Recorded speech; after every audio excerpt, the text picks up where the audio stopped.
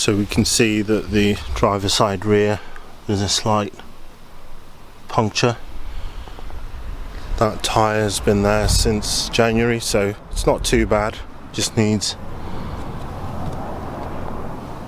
a little bit of pressure, but the passenger side rear has definitely got a big puncture. It's been that way for a number of weeks. One of the tools that I've recently purchased is this low profile trolley jack that makes removing wheels way much easier than one of these. It's a right faff. To get the wheels up with this, you can have a wheel up literally in under half a minute. There are quite a few videos that I've seen on YouTube that show the unboxing of this, but they don't show you how to actually operate the damn thing. The salient information is that you have this handle here, and if you're trying to jack the car up, you have to rotate this clockwise until it stops, and then to lower the car you turn it anti-clockwise. So at the moment I'm really, as I say, I'm just moving this up and down. Nothing is happening to the jack at all. So what you have to do, as I said, is to rotate this center handle until it stops, which it has done now. That's clockwise. Now it basically, yeah, it works the way you'd expect. And I'm just going up.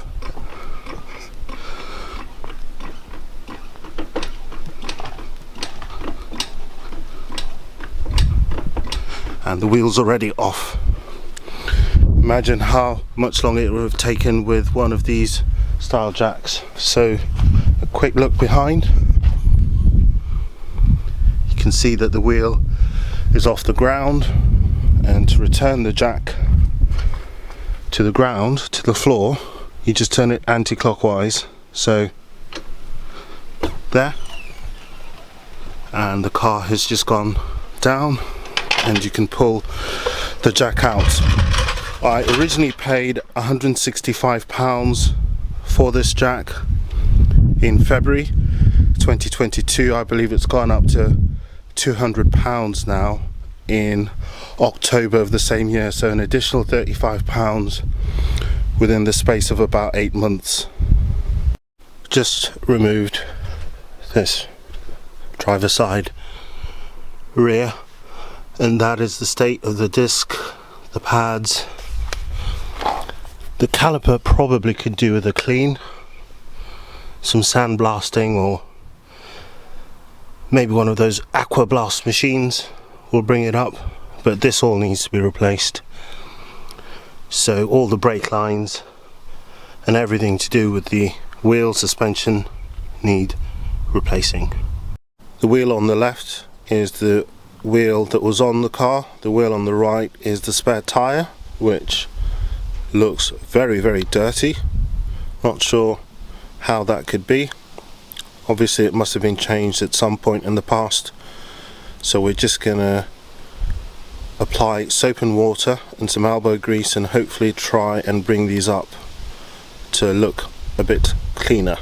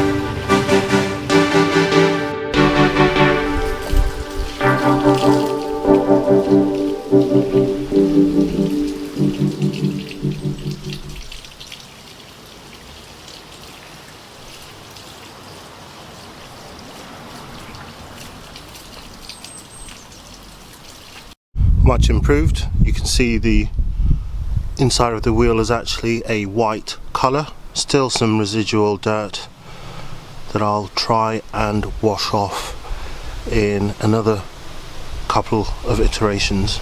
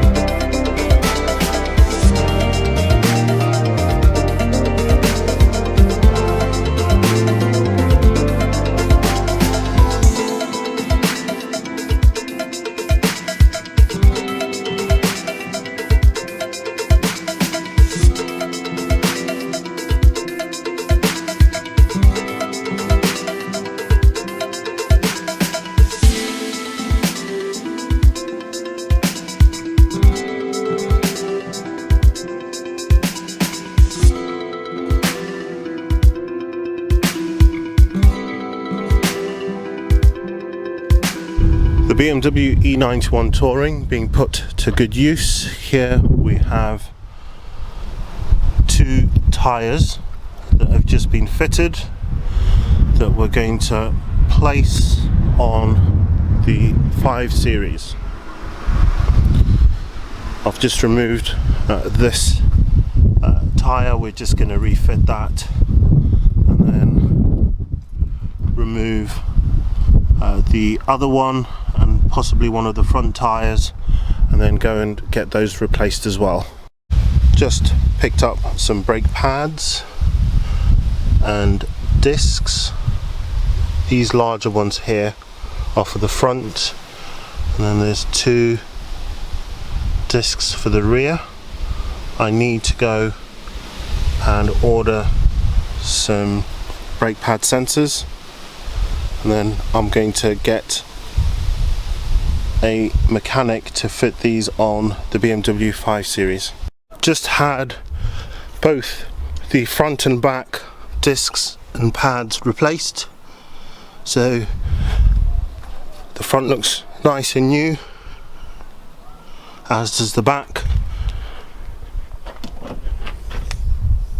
This is the packaging for the discs and pads. I didn't manage to get a wheel sensor because there were none in stock on a Saturday, but I'll pick, there's a sensor for the actual brake pad. I think there's one on the front and the back, and we're also going to need to change the brake lines, but you can only do that when the car is on a lift. So the plan is to take this to a garage and to have the brake lines fitted, but tomorrow I'll be looking to get 4 new tyres. Here you can see that we have a brand new set of discs and pads. This caliper isn't as bad as the front one, but we'll be looking to replace the calipers as well in due course. All brake pads and discs have been replaced. The BMW Touring being put to good use. We've got 2 part worn tyres. I've been able to purchase 5 part worn tyres for 150 quid. That should really get me up and running. If this turns out to be a forever car, then we'll purchase the Pirellis or the Bridgestones or the Michelins that typically are what, 200-300 quid each. So if these were Michelins, we'd be looking at probably 800 to £1,000, but I need this car workable, so I think it's a pretty good compromise. So we're now going to remove that wheel, and we're going to go and get some new part worn tyres fitted.